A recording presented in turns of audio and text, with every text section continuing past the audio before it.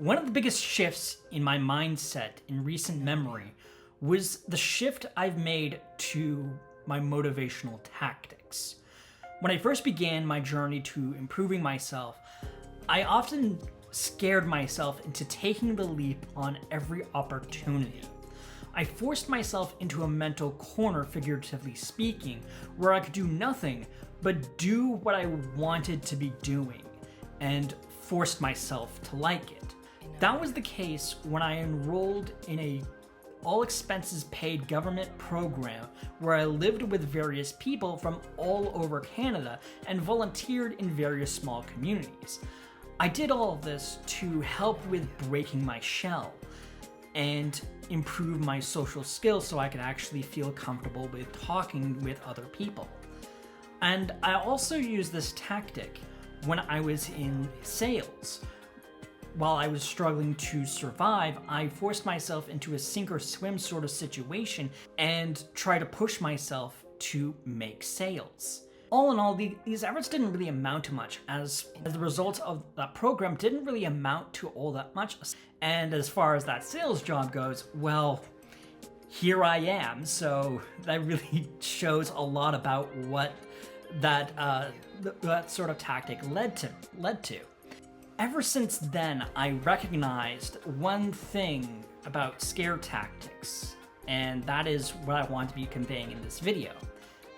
They're just not that great as people think they are. Damn, that's crazy. It's actually crazy. And this is coming from someone who has legitimately tried to use these in life to motivate myself. So, as we're kicking off Spooky Month, I just figured now would be the best time to actually talk about scare tactics and why we think and why they are used, as well as why they don't work as well as we think they are, and what we can actually do to motivate ourselves in a more genuine and sincere way. To begin, it makes sense why scare tactics are used when we consider the problem it's meant to be solved: getting people motivated.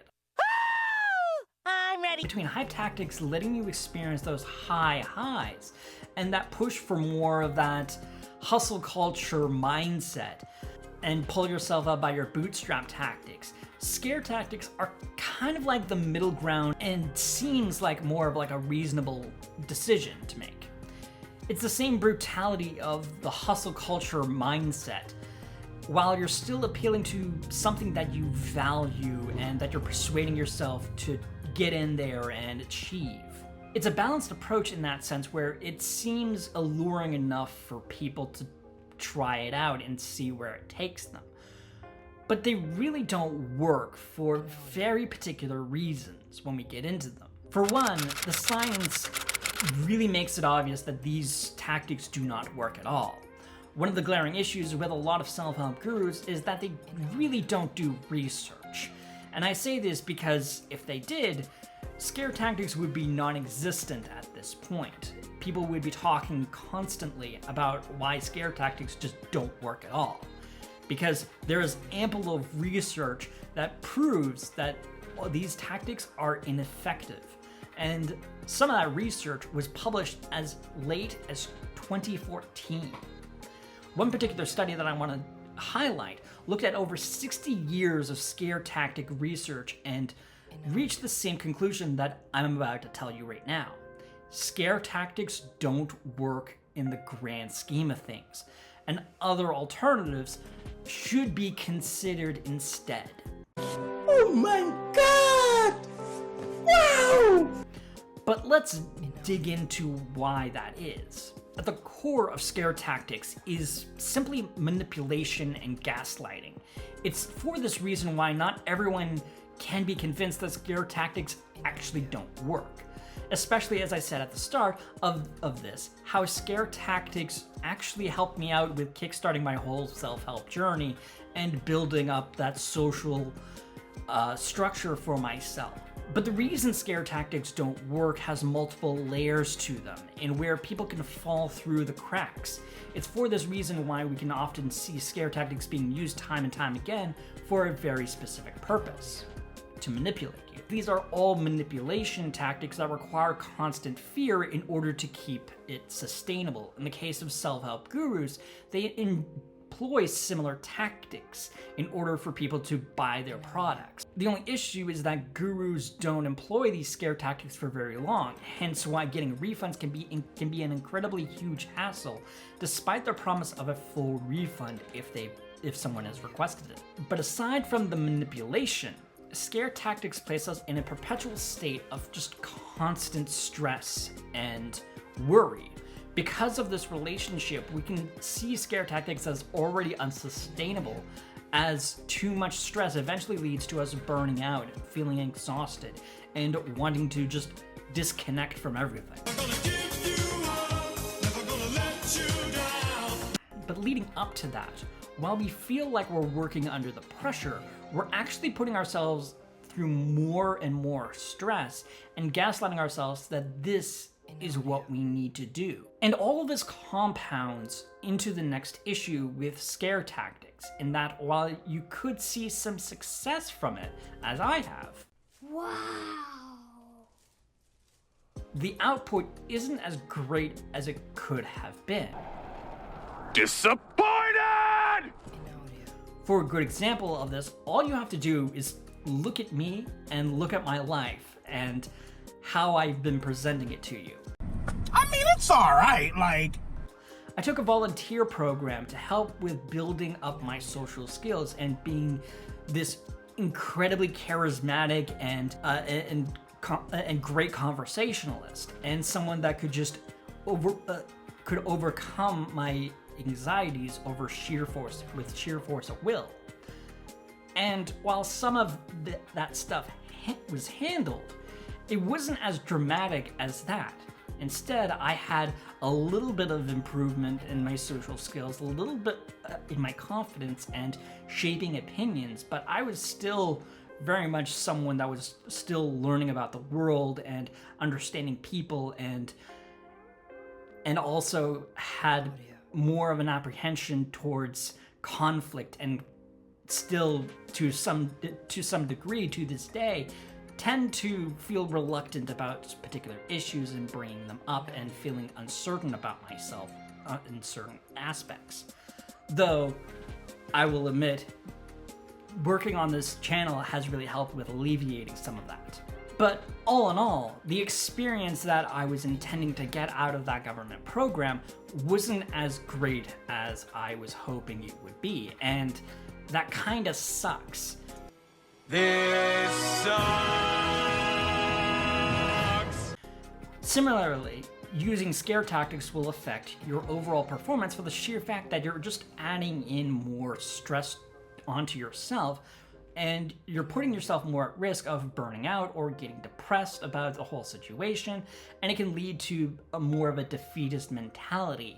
And even if you can manage to get past all of that stuff, there are still going to be things that affect you to some degree when you use scare tactics.